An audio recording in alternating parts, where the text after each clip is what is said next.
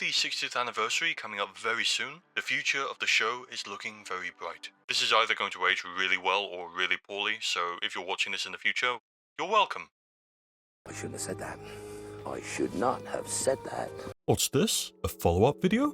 Hey everyone, I'm Banquo, and in my last video I was critiquing the previous showrunner of Doctor Who, Chris Chibnall, through the lens of his first Dalek episode. But given we've just had 4 specials under new leadership, and the video I've been making on another topic is taking a lot longer to finish because I decided to make it in an anime style despite not being able to draw or animate like an idiot, I figured that in the meantime we could take a look at the new specials. 3 for the 60th anniversary of the show, as well as a Christmas special, marking the official end of New Who from 2005, and the soft reintroduction under Disney, as they tighten their cold grasp around every property I love, before slowly squeezing the life out of them. Somehow Palpatine returned. What? Also, before getting into it, the BBC put a Content ID claim on my last video for using clips from Resolution, preventing me from making any money on a video I'd spent several months working on. But despite it clearly being fair use, they still rejected my appeal. Now you're probably wondering, why would anyone want to claim they owned Resolution? If it was a decent episode, I might get it, but Resolution? Really, BBC? But hey, we're all adults. We can handle these things with maturity. So in response, I've decided to declare war on the BBC. Okay, it seems like there's actually a lot of paperwork with declarations of war, and I can't be bothered to do any of that. So instead, for this video, I'm going to have footage from a broken buggy Doctor Who game playing, with occasional still frames and clips with funky effects over them, in order to circumvent whatever capitalist dystopian nightmare my last video was subjected to. It's also going to be less of a video essay and more of just my thoughts and opinions of what I thought of the specials themselves, and of the new direction the series is heading towards. But anyway, feel free to like and subscribe, as it does in fact cost nothing, but makes me feel better because the numbers go up. And let's get into it.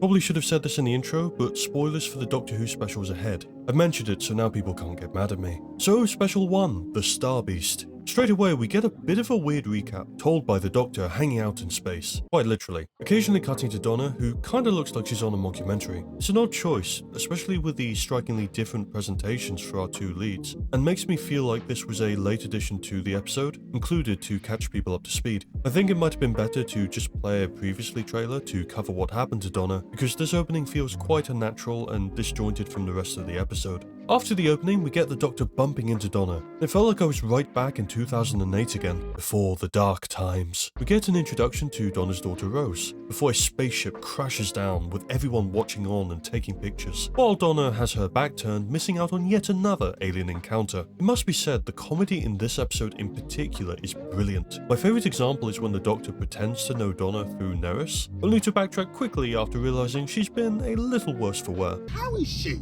She's fine. After the accident. She's not fine. It was her fault. She's been fine. We get some news coverage of the alien crash, which again feels quite nostalgic from Russell's first 4 seasons. Also, the news correspondent is played by Matt Green, who does some great comedy sketches around British politics, and I'll link him down below if you're interested. Okay, I'm going to talk about the stuff with the Doctor first, and then I'll move on to talking about Donna and Rose, because the scenes are intertwined and get all wibbly wobbly. The Doctor is avoiding UNIT for some reason. Maybe he just doesn't want the extra attention. And we get our first introduction to UNIT's new scientific advisor, Shirley Ann Bingham, who tells the soldiers that the spaceship didn't crash down, it was parked, serving as a great callback to Davies' first run, where the Slovene do the exact same thing. Also in this scene, and when she talks to the Doctor later, they don't bring up that she's in a wheelchair. Good job, guys.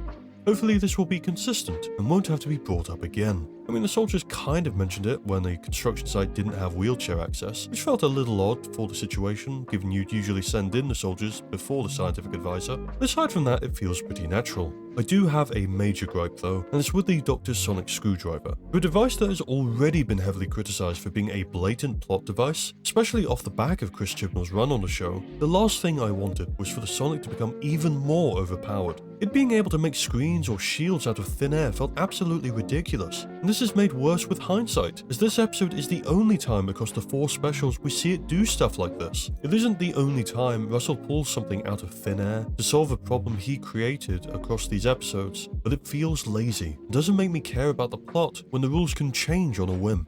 I'll put a pin in this for now and talk about something I think worked quite well. I really like Rose and Donna's relationship in this episode, but also the way it shows some of the problems Rose faces on a day-to-day basis, with bullies from her school dead-naming her. It works both as being a very real commentary on how our society views trans people, especially through the lens of a culture war stirred up by politicians, but also has a purpose in the episode itself, setting Rose up as someone who feels like an outsider, and causing her to go out of her way to help the Meep, an alien who seemingly shares a similar feeling of isolation. I also quite like the scene we get with Sylvia and Donna, where Sylvia uses the wrong pronoun and has to correct herself. It's a small thing, but it shows her as someone trying her best, but still occasionally making mistakes, which again feels like a statement to the audience, that the important thing is to try, while also allowing Donna to reflect on her own relationship with her mum. Anyway, Rose meets the Meep and takes it back to her shed to hide from the people coming to arrest it. It should be said, the Meep does look great in this episode. I think the plot twist of the Meep being evil was a bit obvious, but given I was already aware of the comic the Star Beast is based on, I knew the twist before the episode even aired, so I don't know how obvious it would have been if I didn't have that foresight. Donna discovers the Meep as the Doctor makes a house call, with both the Wrath and the starry-eyed soldiers converging on the house. We get some more comedy of the Doctor being slapped by someone's mother, making it a 3 out of 3 from Russell's first era. Stitch this, mate. Here we go again. Before he makes a force field with his magic wand, which I've already complained about. To be fair though, one thing I did like was using the sonic vibrations from the screwdriver to resonate the mortar, breaking the wall when they're going through the attic. Not only is it clever, it's a potentially realistic application of the stated device that doesn't rely on magic to solve the problem. Anyway, the Meep reveals itself to be evil and captures the Doctor and Donna's family rather than killing them for some reason. I do like the way Donna is used through the episode, having an almost subconscious urge to help the Doctor, while also being frustrated with her lack of knowledge about him and suspicion of Sylvia as she tries desperately to hide him from her. The group then get freed by Shirley, who has a stun gun and rocket-propelled grenade built into her wheelchair. I feel like it's worth noting that this is the most Shirley contributes to the plot across the specials, and it's because of her wheelchair. Normally I wouldn't make this point, but we get so little time with Shirley that the moments we do get matter. In this episode she's lucky, because she gets to exposit some information at the start, but for the Giggle, this role is reserved for Donna and Mel, sidelining her even further. I guess what I'm trying to say is, I want Shirley to be a cool character who happens to be disabled, not a disabled character who is only cool because their wheelchair can solve the problems for them. And I don't really feel like that's what we get from the specials. Donna's family gets away, but Donna decides to stay behind and help the Doctor, calling him by name, even though she can't see him fully yet. The Doctor started pressing buttons to solve the problem, and this is where the episode really started to lose me. The Doctor and the Meep start talking technobabble, and it leads to the Doctor only having access to half of the room, needing Donna to solve the other, but only by bringing back the Dr. Donna. The scene does a good job of being quite emotional, and both David Tennant and Catherine Tate do a brilliant job. It's a shame that what follows ends up being more technobabble though. The plot being wrapped up like this is a bit too convenient, and the Meep ends up being secondary to the wrap-up of the Dr. Donna. Bear in mind that Donna lost her memory in 2008, so bringing her back is something that has been seemingly impossible for 15 years. And to be fair, I don't hate the solution they find. At least, not entirely. So Donna doesn't die because the meta crisis that was too much for a single person to handle was split between Donna and Rose, being passed down to her daughter, with Rose choosing her own name, influenced by the Doctor's memories, and with the toys she made resembling different aliens the Doctor and Donna encountered. Although this does open up a can of worms about how old Rose is supposed to be, because she can't be older than 15 at most, but let's not worry about that. I don't mind this as a solution to the problem, although I think it's a bit odd that Donna is represented as binary and Rose as non-binary, seeming to imply Rose is non-binary, but she's trans, with characters referring to her as a woman, which makes this line quite confusing. If that was it though, my main gripes would be with how easily the plot with the Meep was resolved, and that odd line at the end. But for some reason, this doesn't mark our resolution. After the Meep gives ominous foreshadowing for a future season, the Doctor explains that the meta crisis is still a problem, it's just been slowed down. Rather than the Doctor coming up with a solution, may be able to take more time to solve the problem now that the threat of instant death is off the table, Donna and Rose tell him he doesn't understand because he's not a woman anymore? He was a woman like a couple of days ago. Rose adding, Something a male-presenting Time Lord will never understand. feels incredibly forced and talks down to half the people watching the episode, especially when the solution they came up with is to let it go? Look, I know Disney may be pulling the strings, but did they really need a Frozen reference for a 15-year-long problem? Everything about this scene felt off. It's terrible writing and is also just blatantly sexist. Two things of note here. One, sexism can go both ways. If something feels off in a scenario like this, a good test is to swap the genders. If the Doctor had said to Donna, it's something a woman would never understand, that would clearly be sexist, and I'd have serious concerns about the writer's intentions. 2. Badly written female characters hurt women. You might think that's quite an obvious statement to make, and you're right, well done, you're very clever. But a character can be poorly written in various ways. Verity Ritchie has done a fantastic video called Doctor Who vs. Women, which looks at how women have been utilised through the history of the show. While the classic series has a clear problem with the women playing the damsel in distress, Verity points out that it's not like the modern series is flawless either. Looking at Stephen Moffat's time as showrunner, women are portrayed far more dominantly, but through the male perspective, seemingly with many of them leaning into a femme fatale archetype and leading people to question how Stephen Moffat wrote women. I'm doing Verity's work a disservice with my summary though, and I highly recommend giving it a go if you're interested. I'll have it linked down below. The point I'm trying to make though is that there's a wide range of problems with how women have been represented in Doctor Who. From the obvious cases in the classic series where they were written to pretty much scream at everything, to Moffat writing almost every woman as a male fantasy. But statements like the ones at the end of Star Beast don't act as a fix. Instead they lean to the other extreme, by belittling the Doctor simply for being male presenting, which kind of comes off as antagonistic and incredibly out of place. JC, one of the writers for Doctor Who TV, wrote this about the resolution. It's frustrating too, because scenes like this not only muddle RTD's message, but also encourage division rather than productive discourse, as if more of that is needed right now. Doctor Who is at its best when promoting unity and understanding beyond appearances, not when it's taking cheap shots based on them. It's a shame, as Doctor Who has in the past handled such complex issues with more grace. It makes me quite concerned for the future of the show, if this is how RTD is going to write moving forward. But enough ranting about the finale. The episode closes off with a new TARDIS that, while definitely bigger, feels a little cold to me. There's so much personality in 9 and 10's TARDIS or 11's first one, but this new version just feels a bit sterile and clinical. Anyway, Donna explains how she lost her job and is kind enough to reenact the traumatic events, causing the TARDIS to get indigestion and sending them into the next special. Okay, so there's a lot of good and a lot of bad here. David and Catherine are great, the humour feels on point, Murray Gold single-handedly resurrected the soundtrack, and it felt amazing having the Doctor and Donna running around on screen again, albeit with a couple of new additions. But the plot was a bit simplistic. The Sonic was elevated to a magic wand, made even worse by the fact we don't see it do anything similar in the following specials, making it feel like problems were being fixed with a plot device. Shirley's introduced, but not given much to do, which would kind of be okay, given this episode largely revolved around Donna's family, except the other specials also don't give her anything to do. And the ending for the Meep felt like an exchange in technobabble, while the Metacrisis conclusion was possibly the worst thing out of all 4 specials. So with all that being said, I think I'm going to have to rate it maybe a 5 out of Meep. Meep. Okay, so I think most people probably agree that this is the best out of the specials we got. A mystery set on an abandoned spaceship, with a clue slowly slotting into place, was brilliant to see. But it also means that I have less to say about it than I do for some of the others. We start by meeting Isaac Newton, who looks a little different than I was expecting. I know this scene is just a joke for the episode, but I don't get why you would race swap a real historical figure. A pretty important one at that. But also, given how important Newton is to our history, it feels like a waste to only include him for a joke. Like you could have a whole episode mavitating around Newton, but it's difficult to reuse historical characters in a show about time travel. Try getting the Doctor to go see Nero again after the Great Fire. Ultimately though, I think this was the weakest part of the episode by a long way. Also, Isaac Newton didn't have an apple fall on his head. But that's just a gripe for the pedantic physicist in me. All of these things are pretty minor though.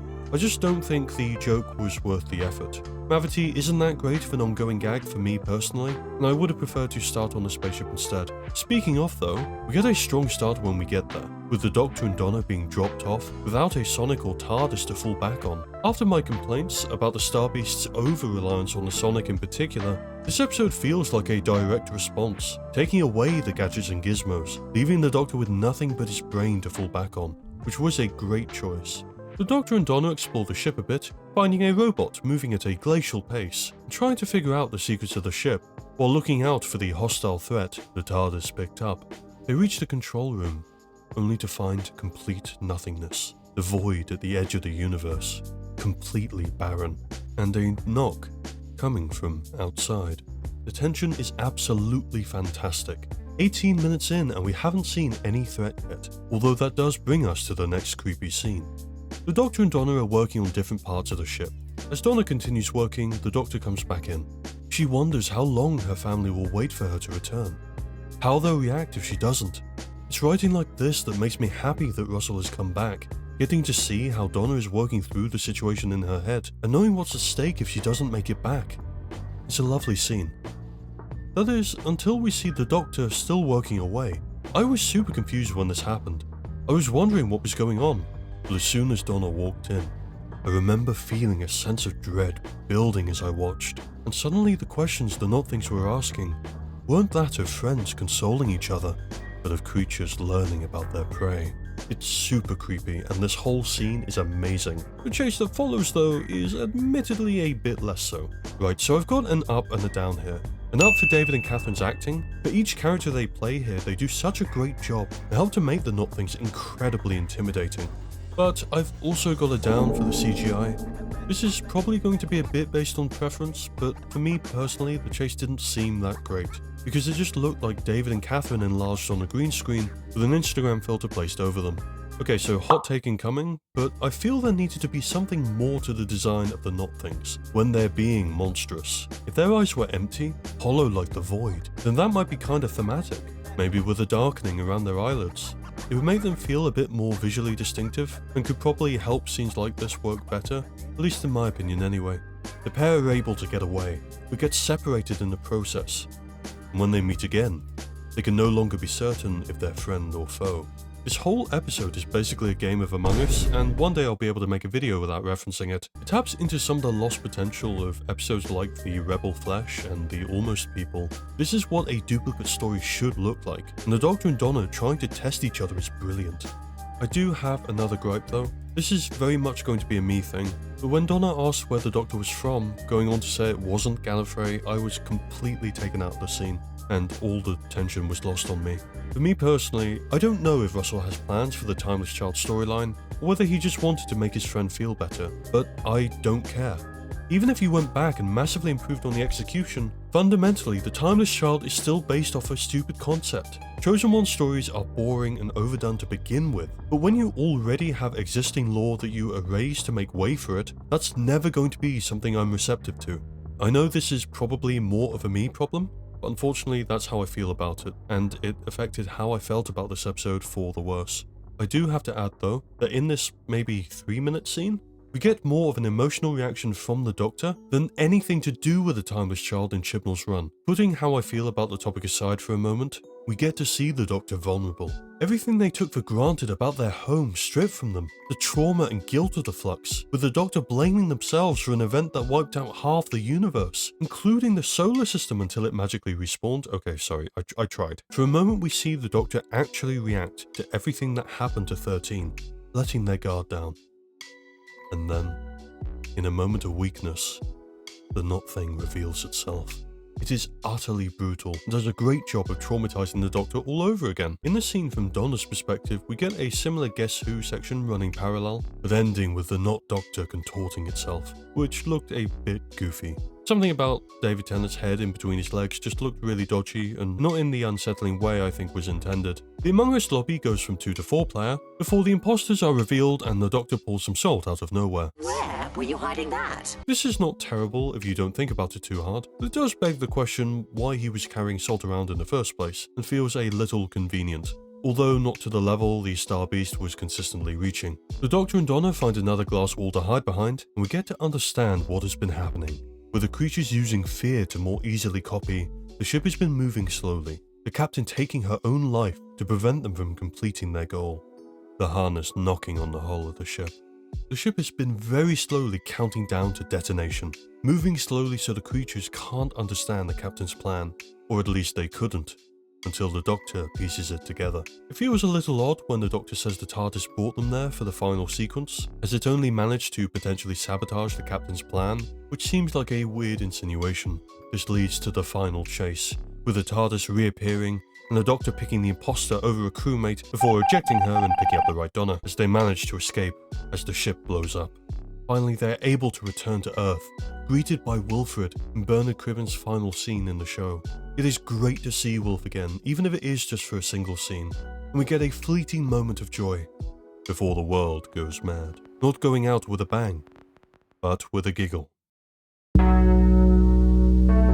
There's a lot to like with Wild Blue Yonder. The mystery's great, the not things are creepy, the relationship between the Doctor and Donna is portrayed really well. I think the start with Isaac Newton was a bit weak, and the CGI also weakened some of the scenes, and the stuff about the timeless child took me out of the story completely. But overall this was a great episode, and the highlight of the specials for me.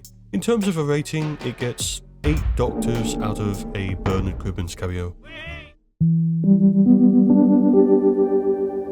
Here comes the conclusion of Doctor Who Brotherhood with the Giggle. A name that can be creepy in the right context, mainly just sounds funny for a regeneration episode. I maintain that the Star Beast is the worst out of the specials, but for fans of the show, this one is likely to be the most controversial of the 3. So the Toymaker is back? Oh, who's the Toymaker, you're wondering? Good question. But seriously, I found it a bit of an odd choice for this particular character to make a comeback, given most fans won't have seen his episodes. Half of them are missing, so even people like myself who have watched Classic Who won't have seen the Toymaker, unless they watched the one recovered episode or the audio recreations. It also should be said, the original story wasn't brilliant either. I don't have strong feelings on the Toymaker either way, just a bit puzzled why you choose him over all the others. But hey, we open with the Toymaker, who sells a doll that will become the first image to ever be televised. He has a, interesting interaction with the man, remarking on the colour of his skin, which kinda felt a bit odd. The original story is the only time in Doctor Who's 60-year history that the N-word was used, and the Toymaker was a white man dressed in a Chinese outfit, with prosthetics to make him look Asian. Even the name the Celestial Toymaker was derogatory, with the word Celestial used as an insult in the 19th century to Chinese immigrants. With that context, I guess 2 things I would say. Firstly, I can kinda see what Russell was going for, taking the Toymaker from a racist caricature to an alien playing around with the concept of race. His German accent is intentionally over the top, but his American game show voice is similarly mocking. It's like a god has been introduced to these social constructs for the first time, and is trying them on, wearing them like their fashion. As an attempt to try and recontextualize the Toymaker of the past, it's interesting, but I don't know if it was necessary. Given how few people are familiar with the Toymaker from the original story, you could have removed this element completely and people probably wouldn't have noticed. Secondly, with that reading in mind, later in the episode, the Doctor asks the Toymaker to join him, in an attempt that has never worked but might do this time, we promise. But when he's trying to convince the Toymaker, he says this. We can be celestial.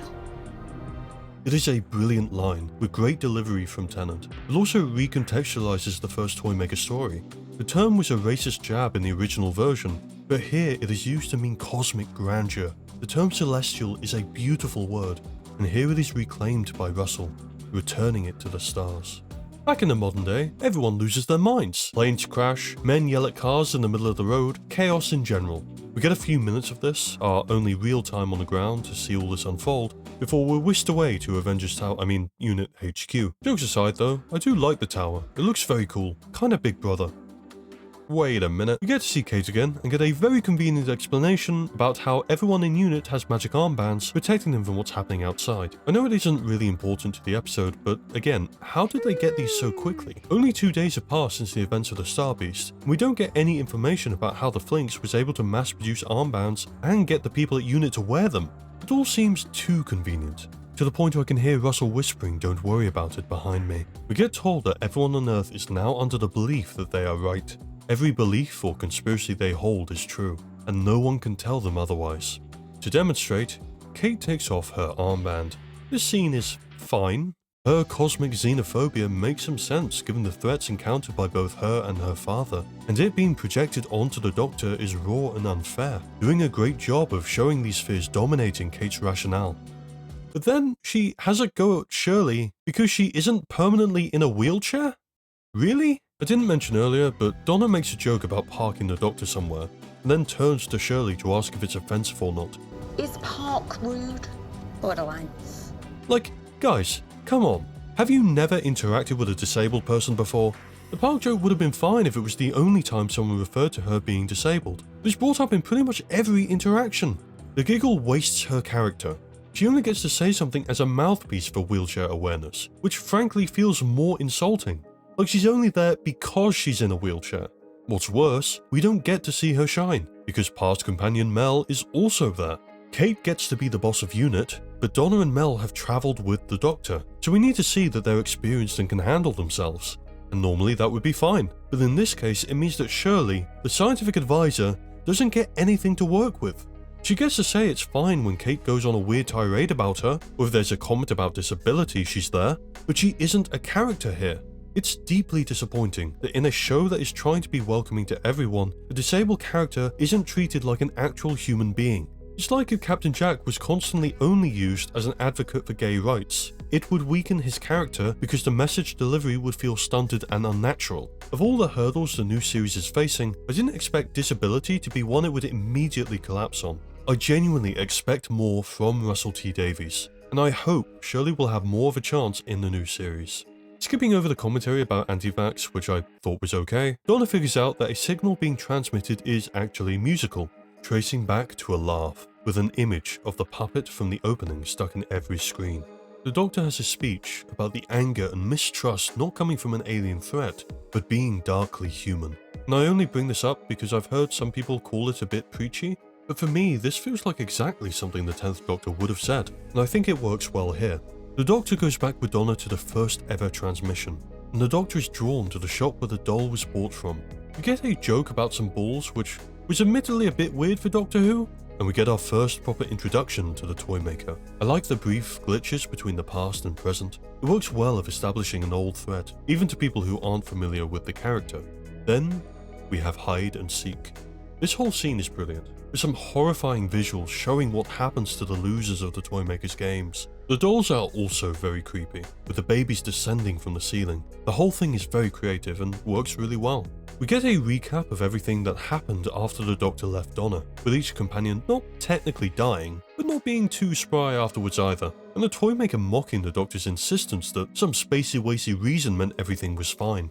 The gamercast that followed wasn't as great though. For our story's midpoint, it falls a bit flat, but the scene is mostly for giving some extra context and setup for the one who waits, so I'll let it slide. We then return to the 21st century, where Chekhov's massive BFG takes out a satellite to try and break the chain that I'd neglected to talk about earlier. The toy maker comes through, singing Spice Up Your Life in possibly the best scene in the episode. I love when he turns the two soldiers into bouncy balls, with Shirley catching one and the soldier screaming. It is a whole new form of bouncy ball based horror, and it is perfect for the toy maker. Anyway, Chekhov makes a reappearance, that bastard, and the Doctor gets blasted with something that probably should have cut through the whole building. We now reach the most controversial scene in the specials, with the bi-generation. The Doctor doesn't die after being shot with a massive gun, but instead splits into David Tennant and Ncuti Gatwa. Now, I have thoughts about this and also about what Russell has said outside of the episode, but I'll just keep it to what we see in the episode for simplicity. I don't like it for multiple reasons. Firstly, bi-generation is only mentioned after it has already happened. And even then, the first thing we hear about it is, "There's no such thing. Bi-generation is supposed to be a myth." great! So another resolution based on magic then. If you're going to introduce a concept, it's important to introduce it beforehand as a rule in the universe. Otherwise the audience might feel a bit cheated if something with no explanation happens over 13 series in that magically solves every problem. But also, it creates some problems with when the 15th Doctor is. Later on he explains that he's far more upbeat because 14 goes away and works on the trauma he's accumulated. That creates way more questions than it solves. Lastly, I don't think this is fair to Ncuti. David Tennant is quite possibly the most popular Doctor worldwide, except on Reddit. And by having him sticking around, you're going to have a group of people who look at 15 and go, well, he isn't the real Doctor. This isn't helped when later on, 15 copies the TARDIS by whacking it with a mallet, and then takes the copy. Russell might be able to say afterward that it's the same TARDIS taken from when 15 disappeared to merge with 14, but it doesn't come across like that on screen. And it makes it look like 15 is the other Doctor, and 14 is the real one, especially given the Giggle is from the 14th Doctor's perspective, which isn't fair on Ncuti. If they wanted to have 14 settle down, they should have just had Ncuti materialise his TARDIS as the Toymaker is charging up Chekhov. Or even better, traumatise the audience all over again by killing 14 and having him regenerate into 15 properly. Sorry, that was the masochist in me talking. But the introduction of a new Doctor is crucial to get right, and it felt like 15 wasn't able to have his moment. It should also be said that to the people who say Ncuti Gatwa is not the Doctor, just because of the fact he has a mustache, you need to grow up. The Doctor can be anyone, including someone with facial hair. They definitely aren't mad about race. Okay, I got a little ahead of myself there, but it has to be said the final game is pretty anticlimactic. There was some setup for the game of catch from the intro to the Toymaker earlier on, in fact more setup for that than for bi-generation, which I'm totally fine about and processing like a normal person. The Toymaker fails to catch a ball, okay, and gets folded like flat-pack furniture. Does flat-pack furniture fold? I don't know, and at this point, I don't care. We also get a cheeky bit of foreshadowing with the Master getting picked up by a hand with red nails, mirroring the end of Last of the Time Lords, which was a better finale to me personally. Also, can we just let the Master die? I feel like the Master has been overused over the past few years, and probably should have died at the end of time anyway. It gets to a point where it just feels like the same 5 villains are being cycled through, and I feel like a bit of a longer break is needed before they come back yet again. I do like 15 taking a moment to talk with 14, going over all the things they've been through, bringing up Rose and Sarah Jane. Sarah Jane in particular is a lovely send-off, given Elizabeth Sladen passed away and the show didn't really get a chance to honour her at the time. Anyway, the TARDIS gets cloned, because this is a fantasy show now, which I really hate. I'll talk more about my issue with the fantasy elements though in the Church of Ruby Road. That aside, Shirley was waiting outside the whole time, only chiming in when the Doctor unveils a wheelchair-accessible TARDIS. I do like the jukebox addition and the warmer lighting of 15's TARDIS, but I feel like it still needs a bit more personality. Definitely an improvement over 14's colder variant though. 15 flies off to have his own adventures, while 14 takes time to work through many issues probably, starting with getting pushed off a cliff on the planet Delafarm. Probably just trauma dumping on Rose and Donna though. The Giggle feels like a bit of a mess for me. The Toymaker has been well adapted for the modern age, taking problematic elements of the writing from the past and recontextualizing them in the present. And the Doctor being burnt out is honestly a long time coming. Also after Chibnall's run, arguably a lot of people were feeling quite burnt out, so a soft reboot isn't the worst thing. The bi-generation is a mess though. Not something so massive that I completely hate it, but I think there were better ways of having David and Ncuti share the spotlight, and this just didn't work very well for me. The conclusion was a bit anticlimactic, although I prefer it to the technobabble of the Star Beast, and I really hate the duplication of the TARDIS, and what appears to be the 15th Doctor taking a copy. It may not have been what Russell was intending the scene to look like, but that's what came across watching it. And even past that, I don't want featured magic in a sci-fi show to begin with. That and the way that the character of Shirley is treated really lowered my opinion of this episode. There's a lot of good and some bad here, so I think I'm going to have to give it 6 Z-Dexes out of Flinks.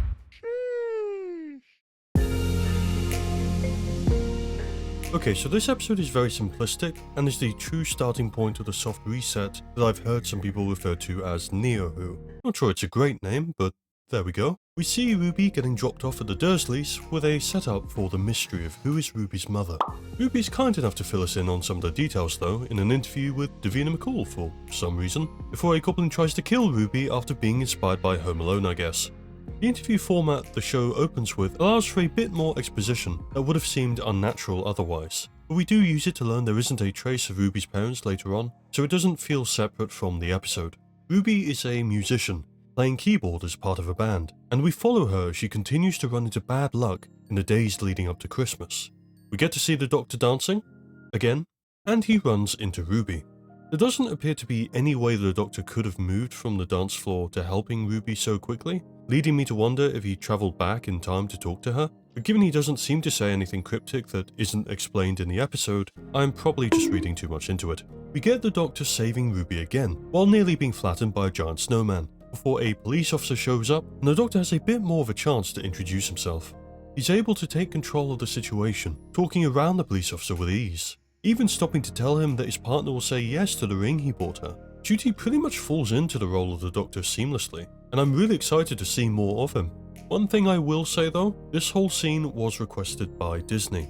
They felt that we needed to see the Doctor earlier on in the episode, and while I do like the scene, it does make me wonder about if the police officer was meant to be a bit of implicit commentary on stop and search policies that have been criticised in the UK for being racist. I'm probably reading too much into it, but when I saw the police officer initially, I did wonder if that was where the scene was going. We get Mrs. Flood being antagonistic to another neighbour, which seems to be quite different to the character we see at the end of the episode, making me wonder if they are in fact the same character, or if I'm reading into it too much again. We get to see Ruby's family with her mum and grandmother around, and a newborn baby that is being fostered by Ruby's mum. It's great to finally have a companion that has a real family again. I feel that under Moffat and Chibnall, none of the companions had those grounded relationships at home, anywhere close to what we got with the Powell estate, or Martha or Donna's families. In each of those cases, the family played a larger role. Rose travelling in the TARDIS had ramifications for Jackie and Mickey. Martha's trip ended with her family imprisoned by the Master for a year, and Donna's grandfather Wilf ended up travelling with the Doctor after Donna loses her memory, even being the person the Doctor died saving. I missed those family dynamics in Doctor Who, and I'm very glad to see them return in this episode. Ruby's adoptive mother Carla and grandmother Cherry both seem great, and it will be nice to see more of them in the future. Just as long as the Doctor returns on the correct date this time, and isn't a year out. Ruby hears back from Davina McCall to find there's no news about her family. So they were probably aliens, maybe even Time Lords, who knows? But when she goes back to the baby, it's been stolen. Honestly, I don't think Ruby would make a great babysitter, but determined to prove me wrong, she goes after the goblins that have taken her sister. I like that the fear of heights stops her from going after the goblins initially. This is an interesting fear for a companion to have, and I wonder if it will be incorporated into scenarios in the new series. The Doctor shows up again, with our duo getting a proper face-to-face this time. The back and forth between the two is great, with the exception of... Do you know why they call them goblins? Because they like to gobble you up. We also get the intelligent gloves, which I don't mind, except for the explanation that the gloves take all of the person's weight, which would likely break the wooden planks given you've created a very dense mass in a small form factor. The questionable physics designed to annoy me specifically aside, I hope they don't suddenly forget these things exist. The Doctor has been around for over 2 millennia. It makes sense he would have a device like this available, but if there are scenarios in the future where this could be used and isn't, then it'll feel like another one-time item to solve a specific problem, and I really hate that for world building. Speaking of world building, we get goblins! Okay, so I said I was going to talk about the fantasy elements, so here it goes. Doctor Who is a sci-fi show. It's a soft sci-fi, kinda like a brie on the sci-fi cheese scale, but the show is at its best when it takes physics concepts and explores them in interesting ways. I'm the kind of person who didn't like the Carrier Knights in Season 3 because they were just witches, and it felt like the rules of science didn't apply to them. I felt the same way about the Toymaker, and with Russell saying there will be even more fantasy elements, that doesn't make me excited for what's coming. There's a brilliant sci-fi show called The Expanse. It starts by following a mystery, before slowly branching out into a wider web, connecting planets on the verge of war, and the people whose lives are affected just by living in places with a different mavity than on Earth. Everything from the fusion reactors to the artificial mavity through centrifugal force has a strong basis in actual physics, but it isn't the only thing going on in that universe. To be vague to avoid spoilers, there are things that are seemingly greater than what the settled colonies can understand. terrifying things where in a universe governed by the laws of physics, some elements seem to be beyond them. It's a great example of using constraints to elevate the seemingly impossible, and Amazon better give it another season, otherwise I will be very disappointed with them. Yeah. What works so well with The Expanse is that there are clear rules based on science that have to be obeyed, and rules that can be bent. A ship can't travel instantaneously. It could take days for it to reach its destination, but there are also other forces out there that seemingly play by different rules. Without getting too spoilery, this is just a vague example. Doctor Who has never had that same rule rigidity, but there is still some structure that must be followed. Whether it be fixed points in time, not going back in your own timeline, or even which races have access to time travel technology, there are some rules that need to be put in place to have a consistent universe. I'd argue the best example of this in Doctor Who would be Russell's first 4 seasons. But leaning towards fantasy, to me at least, sounds like an excuse to just blatantly disregard the rules set up. Because nothing needs to be fixed when magic is involved. I know I mentioned The Expanse already, but fantasy can have rules as well. If you have the time, I'd recommend checking out the Mistborn series of books by Brandon Sanderson. Those books are a great example of hard magic systems, and a world built on those set rules. I don't get the feeling this is what Russell means when he talks about leaning into fantasy elements though. For me personally, I'd love Doctor Who to go more in the type of world building we see in The Expanse, or even something like Mistborn, rather than a soft fantasy like Harry Potter, which I dread to think we might be getting. I bring this up here because the goblins just exist, in a ship. Not a spaceship, by the way, just a ship that flies for some reason. They feed off of coincidence. And as much as the Doctor can say it's just another form of physics, no it isn't. It's rope! I'm gonna finish up my mini rant by saying I don't hate fantasy. Although typically I like my fantasy to have hard rules like my sci-fi, I just don't want it in Doctor Who. That's just my opinion though, and if you feel differently, feel free to leave a comment. Going back to goblins though, while I'm not a fan of the rope circuitry in general, I felt I should mention that there are actually forms of writing that are rope based, including Kipu from South America, which used rope as a form of record keeping. I don't know if the episode was deliberately referencing this, but it's cool there's a rope language either way. The goblins start singing, and it's impressive that one goblin has a great singing voice when the rest of them sound like they've been gargling razor blades. I wasn't a massive fan of the musical aspect itself, because as you might have realised by this point, I hate fun. Although the Doctor singing to distract them was a clever way of buying time, while also helping to characterise this new incarnation, and was more enjoyable than the goblin song itself. Initially I thought it was odd that Ruby was able to keep up with the Doctor. I thought that with the baby about to be mincemeat, and being on a floating goblin ship, the shock might have been a bit much to add singing into the mix. It was only on a second watch that I remembered Ruby as part of a band, so her improv here actually works well for her character. The scene with the gloves immediately after though, I had questions before about the mass distribution, but where's the extra mass coming from?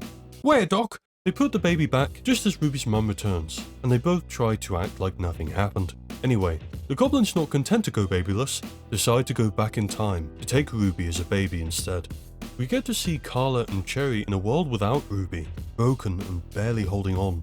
It's a good way of showing just how impactful Ruby has been on their lives. Entering our finale though, it's over very quickly. The Doctor is able to get Ruby back from the goblins using his intelligent gloves to pull the ship down, letting Mavity do the rest. I was watching some breakdowns of this episode, and Who Culture pointed out the Goblin King impalement is straight out of Hot Fuzz, and yeah, I can't believe I missed that. I do have an issue with this conclusion though, and it's for 2 reasons. One is the goblins don't do anything. Russell spent all this time having reject orcs show up, and they are barely present in the episode. Even the Autons from Rose felt like more of a constant threat, with a direct confrontation with the nesting consciousness as the big bad at the end. Which brings me on to number 2.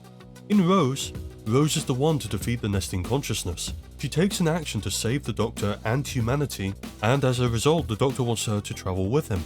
Ruby doesn't get this opportunity though, because she's essentially held hostage for the final part of the episode. If there was ever a time for the companion to shine, other than a season finale, it would be in their first episode. And unfortunately for Ruby, she doesn't get that opportunity. She's a strong enough character in her own right that it doesn't diminish her capabilities, and we get to see her being brave at multiple points in the episode, risking her life to save her sister. But it would have been nice to see her taking action to save the day, really cementing her as someone the Doctor wants to travel with.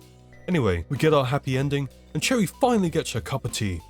Ruby begins piecing things together, stopping to think about the bizarre things the Doctor had said to her, before running out to the TARDIS, the door opening to greet her.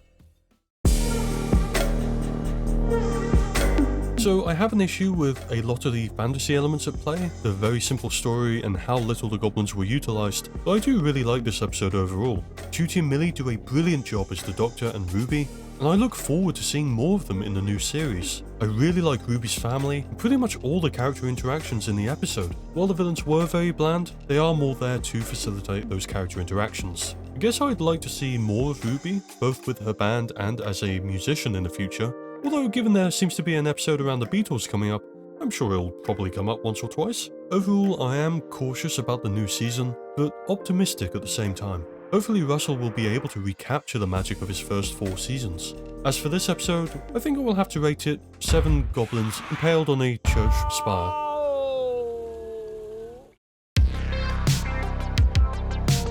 I titled this video Doctor Who is Dead, Long Live Doctor Who, and I meant it literally. With the revival coming to an end after 13 seasons, the Church of Ruby Road is the proper kickoff for Neo Who. And in the same way as the titular character, as one version of the show dies, it allows for another to be born, with all the benefits and disadvantages a regeneration may bring. I think Ncuti Gatwa is a brilliant choice for the Doctor, and from what we've seen so far, he's a perfect fit for the role. I just hope the writing will be there to support him. At the end of the day, I did really like the specials we got, and I hope that's come across in this video. But at the same time, they weren't as good as they could have been, and while I've seen firsthand the brilliant writing Russell is capable of, it did leave me a bit more skeptical of the new direction we're headed in than I would have liked. I initially wrote this back in the first week of January, but life got in the way, and before I knew it, April had snuck up behind me, kicked me in the head and stomped on my face a bunch. As a result, my nose looks a bit funny. But I've also been able to see a lot of news coming out about the show in the months since January, and it hasn't exactly worked to reassure me about the future of the franchise. Back in January, my concerns were just with the fantasy elements, and how I felt it might be an avenue for some lazy resolutions. But now there are some external issues I want to talk about. I touched on this earlier, but I don't like Disney recommending scenes and interfering with the creative process. Disney's output, while not entirely devoid of creativity, has slowly become more cookie cutter over the years, to the point where Star Wars and Marvel, 2 of their largest franchises, feel almost identical. I'm friends with lifelong fans of both those franchises who are no longer interested in keeping up with the various movies and TV shows being pumped out, and I think the constant churn of new content, as well as the now stale presentation with no risk-taking, is a large reason why. To be frank, I don't want Doctor Who to be the next item on Disney's culling sheet, and anyone who cares about the franchise should be very wary of their involvement. A good example of this would be the change to the release schedule of the new series. For those who don't know, the schedule of the new season has been changed to 7 PM American time, moving it in the UK, the place where the show is from, to a midnight release. This was apparently done to ensure that the show was released at the same time globally, and yet it's at the least convenient time for the people in the UK, where Doctor Who has the largest fanbase. It's also worth noting, if you release Doctor Who at 7 PM in the UK instead, it would still release 3 PM Eastern Time and midday Pacific Time, which I'd argue is a far more watchable hour for a family show than at midnight. The other thing I want to mention was the way the media has treated Millie Gibson. Spoilers for Ncuti's second season. Yes, I know his first season isn't out, but bear with me. Apparently, Millie won't be in all of the episodes for Ncuti's second season, and there will also be a second companion joining. This took a lot of people, myself included, by surprise. Not just for the fact that when this news broke, it looked like Millie wouldn't be staying for all of season 2, but also because it got announced months before her first season was even out. This led to a lot of critical thinkers wildly speculating. Most media took this to assume Millie would be leaving the show, leading people to assume the worst. And this was made even worse by the silence of the BBC, with the only person to even vaguely address the situation being Ncuti, with an Instagram post that didn't really help to set the record straight. Very recently, in an interview with SFX magazine, Russell dismissed these rumours, telling the world that Ruby was here to stay. But if that was the case the entire time, they could have done a better job defending Millie when tabloid rumours, as Davies described them, were swirling.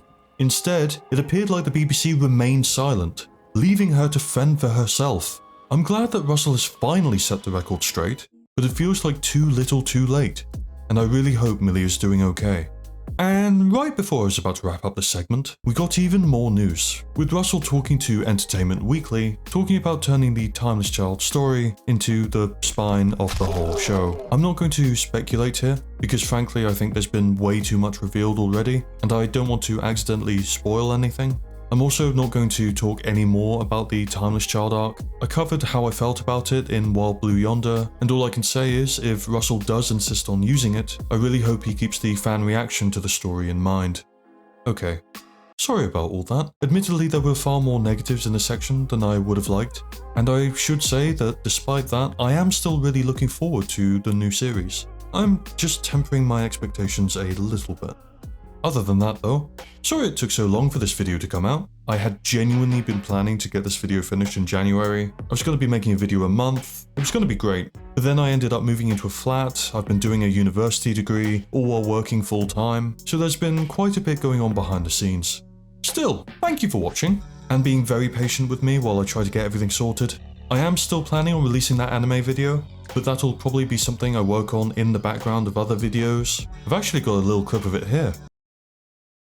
And that's it. That's all you're getting. I'm also planning on doing some more gaming videos. Remember when I did gaming videos? That was great. I might take a look at the Alan Wake games, because they are just fantastic. I'm playing through the Remedy universe currently, and they really are brilliant. But hey, no more video spoilers for now. Also, having just moved into a flat, discovering the joy of copious bills and having to act like a functioning adult, I've been considering starting a Patreon page to help support my mad rants that are often mistaken for video essays. Maybe I could release videos early on there, or just snippets of what I'm working on. But hey, it's just an idea for now, so let me know what you think. I'm also planning on live streaming again. It's been a hectic few months, sorry again for that, but I would like to stream again. So let me know if you'd be interested, and leave a comment if there's a game that you'd want to see me stream, or a particular subject you want to hear me talk about, be it a game, a TV show, or a video about croissants. Come to think of it, that last one could be interesting. Food for thought at least. But anyway, hopefully I'll have something else coming soon. If you liked this video or thought, it's alright, then maybe consider tapping the like button. And if you want to see what I do next, maybe even subscribe. But hey, I've been Banquo. Thank you for watching, and I'll see you in a bit.